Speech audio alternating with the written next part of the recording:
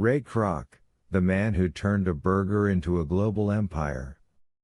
If you enjoy the content, please consider subscribing and liking the video. It is the best way to support the channel.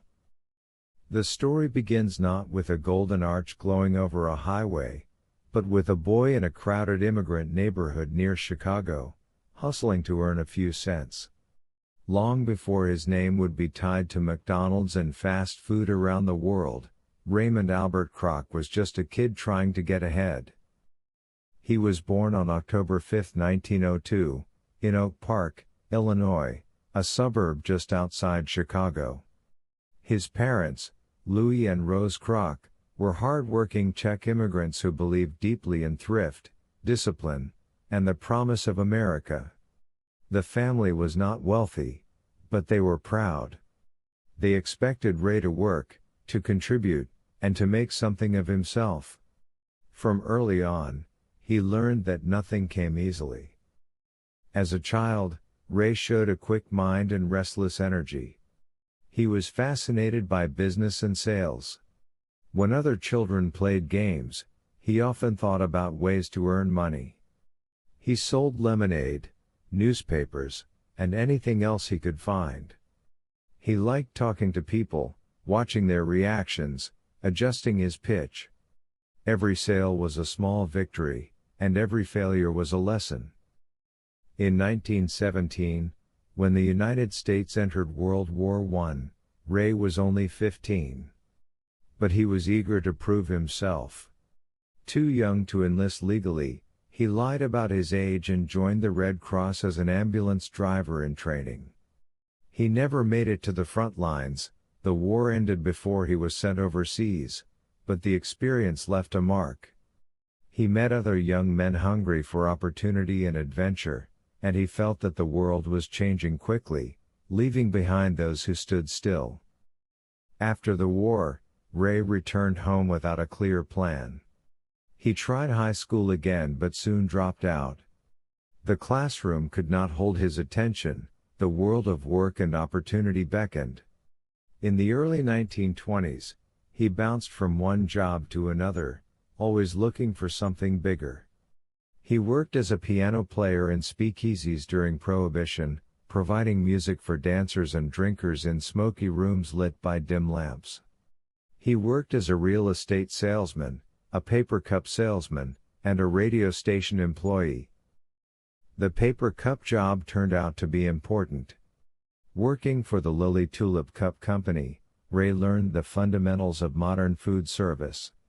He traveled around the country, persuading restaurants and soda fountains to switch from glass to disposable cups for sanitation and convenience.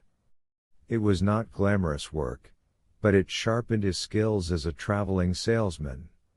He learned how to read a room, how to keep talking when a customer was skeptical, and how to close a deal. Ray married his first wife, Ethel, in 1922, and they started a family. But steady success remained elusive. The 1920s were roaring for some, but for Ray they were a series of modest wins, mounting expenses, and constant motion. Money came in and went out. Big dreams remained just out of reach. When the Great Depression struck in 1929, times grew harder. Businesses cut spending, sales grew tougher. Yet Ray kept going, driving from town to town, living out of suitcases and cheap hotels, chasing the next opportunity. In the late 1930s, Ray discovered a new product that fascinated him, a machine called the multimixer, an automated milkshake mixer capable of making multiple shakes at once. He became the exclusive distributor for the multimixer in several regions. At a time when soda fountains and drive-ins were popular, the device promised efficiency and higher profits.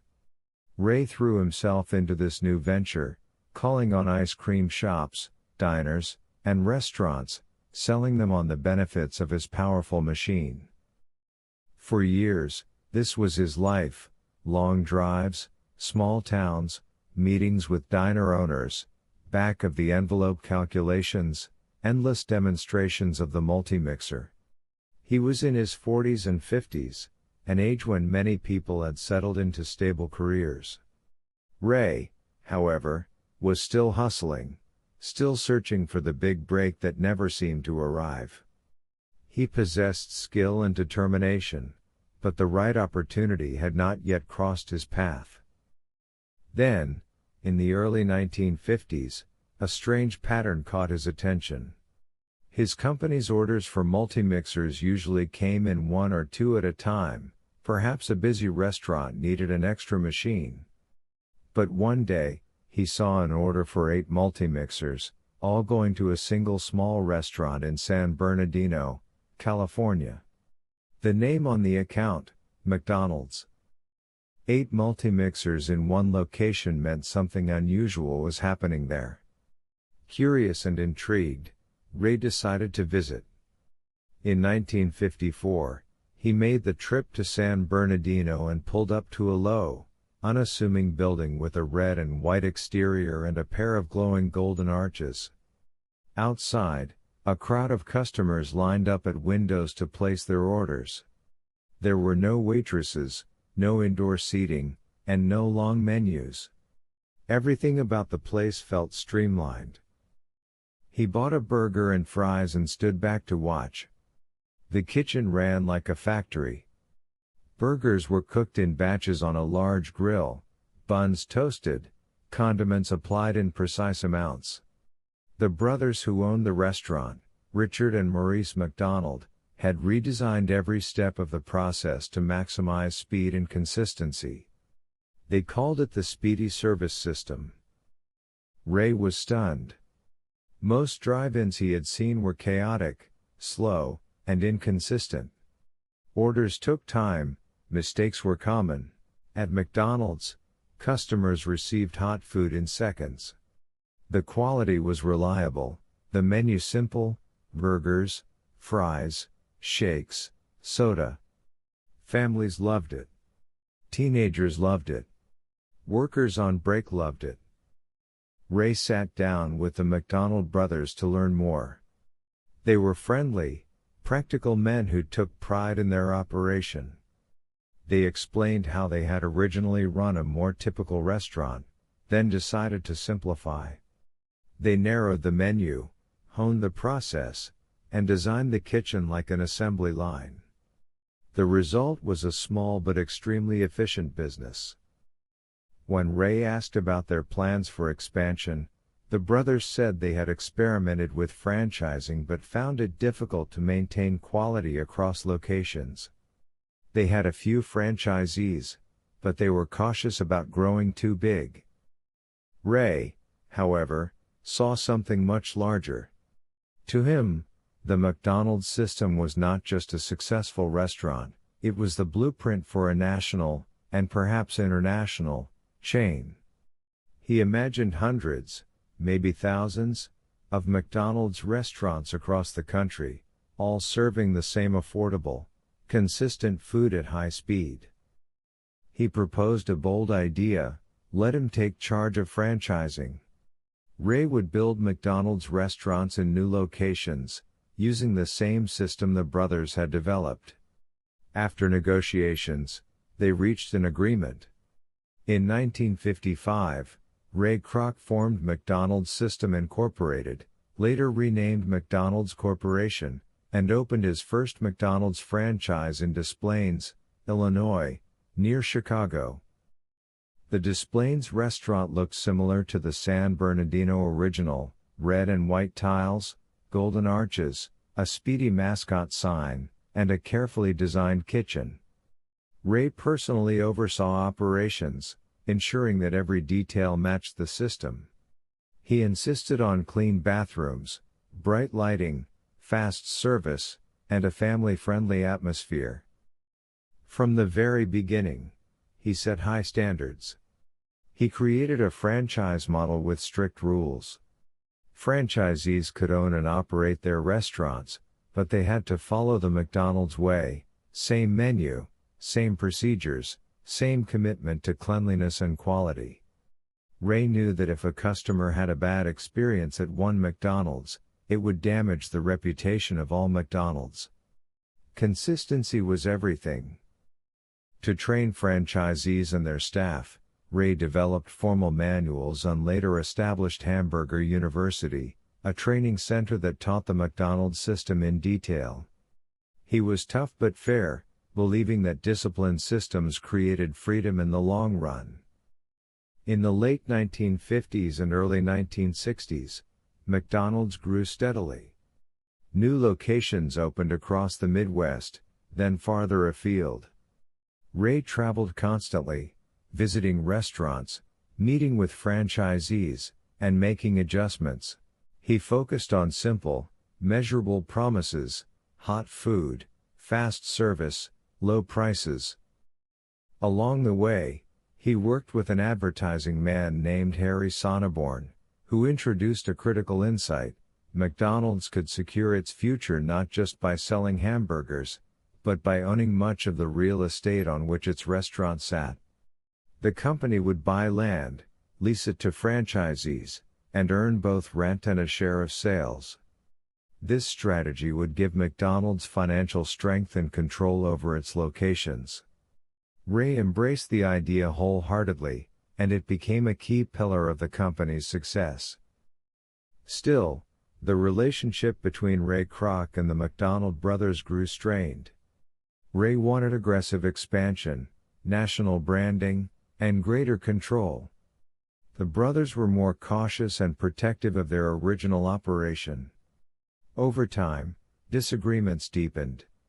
In 1961, Ray made a move to resolve the conflict once and for all. He bought out the brothers' remaining interest in the company for a reported $2.7 million, giving each brother enough to live comfortably for the rest of their lives. The deal gave Ray Kroc full control of McDonald's Corporation. It also left lingering resentment, as later accounts suggested that the brothers felt undercompensated for the immense value of their creation. Ray, however, believed that without his relentless drive and vision, the system would never have grown beyond a single region. With the buyout complete, Ray was free to pursue his dream without compromise. He accelerated expansion, pushing McDonald's into new cities and new states. By the mid-1960s, the golden arches were appearing along highways, in suburbs, and near schools, becoming a familiar part of the American landscape. Families knew that wherever they traveled, McDonald's would offer the same burgers, fries, and shakes their children liked back home. In 1965, McDonald's went public, selling shares on the stock market. Investors responded enthusiastically. The funds raised allowed even faster growth, more advertising, and further development of systems and infrastructure. The company's iconic logo and brand identity took shape. Ronald McDonald, the clown mascot, appeared in commercials aimed at children. Slogans and jingles lodged in people's memories. Behind the scenes, Ray Kroc remained deeply involved. He was in his 60s by now, but he still visited restaurants, watched operations closely, and pushed for improvements. He believed that there was always a better way to do things: faster service, cleaner restrooms, more efficient kitchens. He expected managers to meet high standards, and he did not tolerate mediocrity. His style could be harsh at times. Some saw him as demanding, even ruthless. He made difficult decisions without hesitation when he thought they were necessary for the company's growth. Yet he also cultivated loyalty among those who shared his vision and work ethic. He admired franchisees who lived and breathed the McDonald's system and rewarded high performance. By the late 1960s, McDonald's was more than a restaurant chain, it was a cultural symbol. It represented convenience, uniformity, and the promise of fast, affordable meals for busy families. It also became a lightning rod for debates about changing eating habits, urban development, and corporate power. For Ray Kroc, however, The dream he had envisioned in that San Bernardino parking lot was now unfolding on a scale even he had not fully imagined. By 1970, there were thousands of McDonald's restaurants. The company was expanding internationally, opening stores in Canada, then other countries. The Golden Arches began appearing on foreign streets, blending American-style fast food with local cultures. McDonald's became a global icon of American business and lifestyle. As the company grew, Ray gradually stepped back from daily operations, though he remained a prominent figure.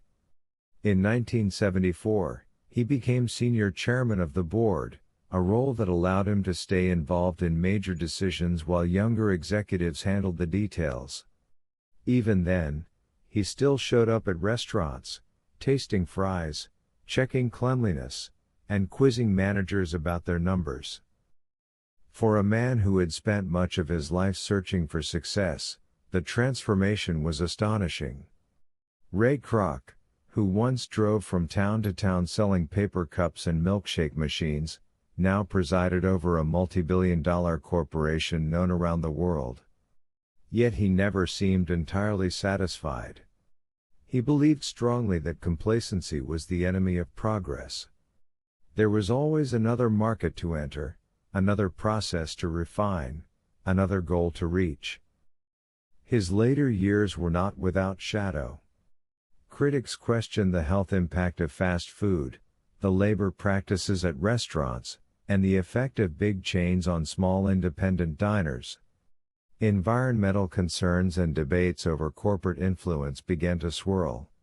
Ray was aware of these issues but remained focused on what he considered the core promise: delivering consistent, affordable food quickly and efficiently. In his personal life, Ray experienced changes as well. His first marriage to Ethel ended in divorce. He later married Joan, who would become an important partner in his philanthropic endeavors. He also developed a strong interest in baseball and purchased the San Diego Padres in the 1970s, hoping to bring stability and success to the struggling team. His enthusiasm sometimes spilled over dramatically. On one famous occasion, he addressed the crowd from the stadium microphone to criticize his players after a poor performance. It was a reminder that the fiery determination that drove McDonald's could also create tension in other arenas. Ray Kroc died on January 14, 1984, in San Diego, California, at the age of 81. By the time of his death, McDonald's had more than 7,500 restaurants worldwide and was serving millions of customers every day. The system he had helped build continued to expand, adapting to new markets and changing tastes while keeping the core model intact. His legacy remains complex and powerful. On one hand, he is celebrated as a quintessential self-made businessman, a man who, through perseverance and vision, turned a modest burger stand into one of the most recognizable brands on earth. He refined the franchise model, created rigorous standards, and showed how a simple idea executed consistently could transform an industry. On the other hand, his story raises questions about credit and power. The original concept and system belonged to the McDonald brothers. Ray Kroc took that foundation and scaled it beyond what they intended, achieving enormous wealth and influence. Historians and commentators still debate how his ambition intersected with their innovation. Yet when we look at Ray Kroc's life in full, from a documentary point of view, we see a narrative of relentless drive. A boy from Oak Park who lied about his age to join the Red Cross. A young man who played piano in speakeasies and sold paper cups door to door. A middle-aged salesman who refused to accept that his biggest opportunity had already passed. And an older entrepreneur who, upon finding a small, brilliantly efficient hamburger stand in California, saw not what it was, but what it could be.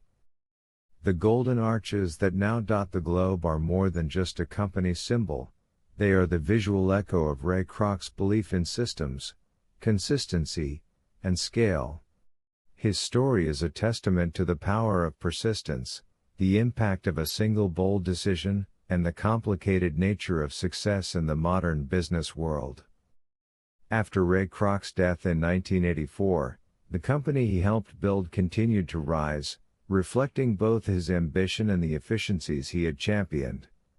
McDonald's marched into new countries throughout the 1980s and 1990s, opening stores in Europe, Asia, South America, and eventually every corner of the world.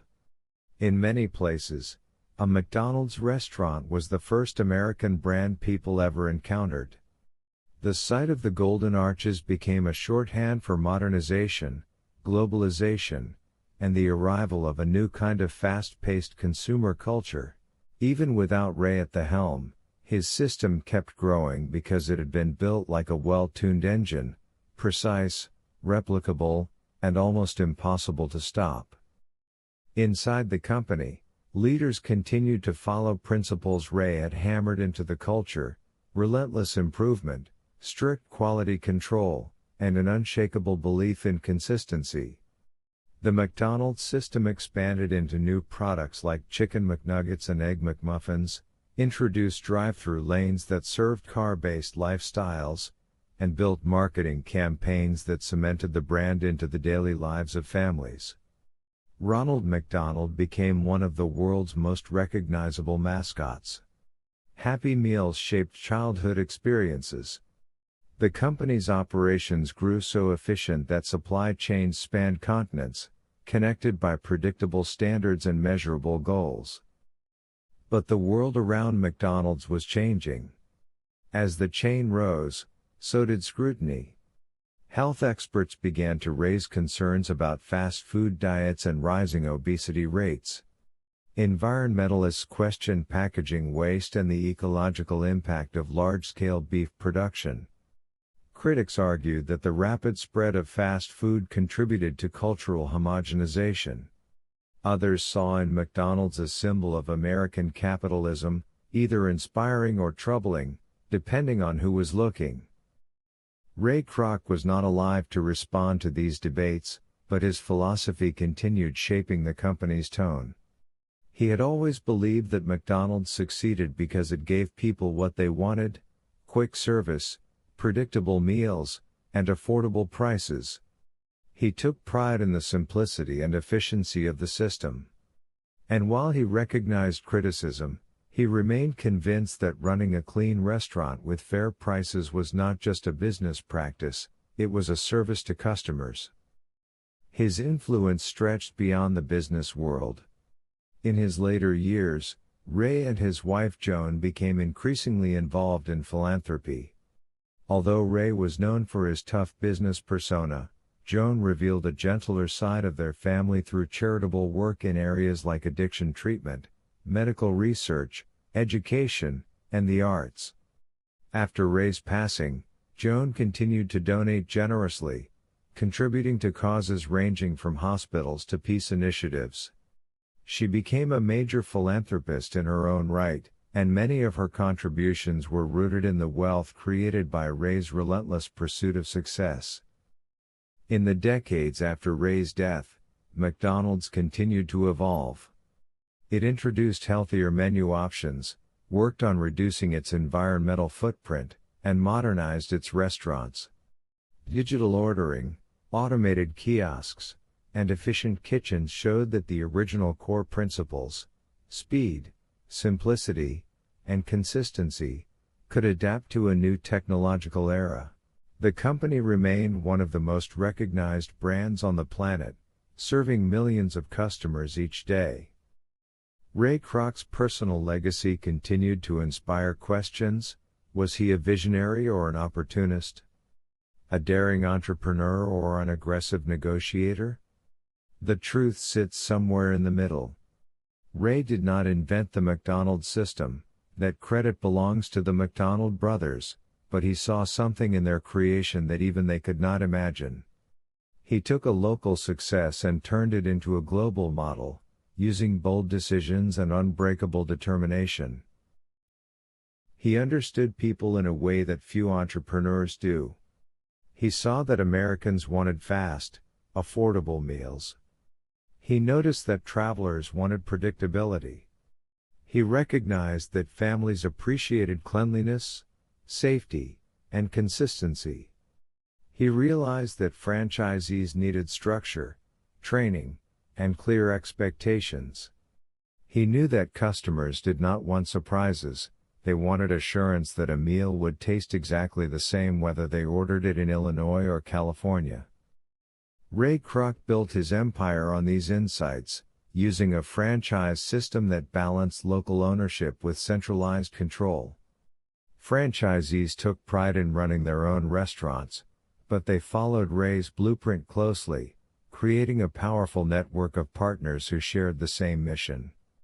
Ray believed deeply in discipline and insisted that franchisees uphold the brand's standards without compromise. That approach created a unified identity stronger than any single advertising campaign. Yet Ray was not without flaws. Those who knew him described him as persistent to the point of obsession, bold to the point of aggression, and sometimes stubborn beyond reason. He pursued his goals with a single-minded drive that could alienate friends and colleagues. His relationship with the McDonald brothers became a cautionary tale about business partnerships and the sometimes painful gap between invention and monetization. Ray's hunger for expansion often overshadowed the quieter, steadier ambitions of the original founders. Nevertheless, Ray Kroc's life story remains one of the most compelling in American business history. He was the middle-aged salesman who refused to give up, who saw opportunity in unexpected places, who stayed on the road while others settled down, and who found his defining chapter after the age of 50. He represented the idea that success can come later in life, after decades of grinding work, setbacks, and near misses. This theme, of perseverance over time, made his journey resonate deeply with generations of entrepreneurs.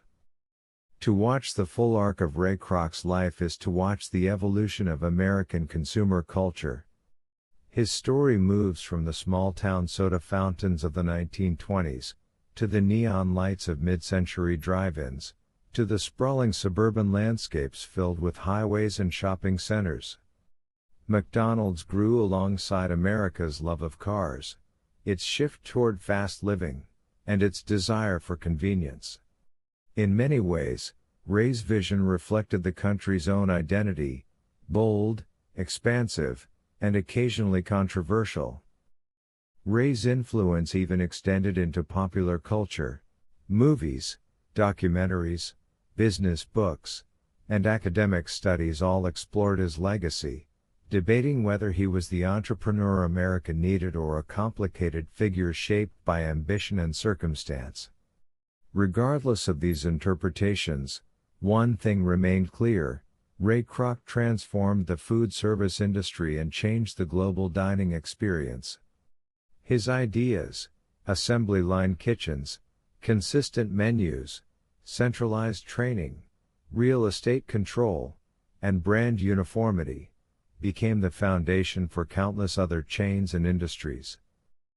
In his later years, Ray occasionally reflected on what drove him. He never pretended to be a genius inventor, nor did he claim to be a revolutionary thinker. Instead, he saw himself as someone who recognized possibility and refused to let it slip away.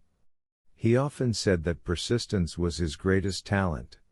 He kept faith in his abilities even when others doubted him, and he pushed himself harder than anyone else ever could. He believed in working until the job was done and then working even harder afterward. His memoir, written late in life, revealed a philosophy centered around guts, determination, and continual learning. He believed that opportunity often looked like hard work. He believed that big ideas required bigger efforts. And he believed that success was not a destination but a process that needed constant refinement. Even in retirement, he continued to study businesses, watch trends, and advise younger leaders. Ray Kroc's death closed a dramatic chapter, but his story continues in the form of every McDonald's restaurant around the world, each one a reflection of the system he scaled, the standards he enforced, and the dream he pursued with unrelenting focus. Today, whether walking through a restaurant in Tokyo, Paris, New York, or a small town in the American Midwest, customers can experience the results of a system designed decades earlier by a restless salesman who refused to settle for small thinking. The final image of Ray Kroc's documentary is not a framed corporate portrait but a more humble vision, an older man in a simple suit, stepping carefully onto the tile floor of a store, picking up a stray wrapper, straightening a napkin dispenser, and checking the fries for crispness before greeting customers with genuine pride. For Ray, greatness was built from small disciplines repeated countless times. It was built through attention to detail, unwavering standards, and the belief that every meal mattered. And so, his legacy lives not just in the arches that tower over roadsides but in the idea that transformation begins with discipline, that opportunity comes to those who persist, and that success requires the courage to see potential where others see limitations. Ray Kroc's life remains a testament to the power of vision, the impact of determination, and the enduring effect of one person's relentless pursuit of possibility.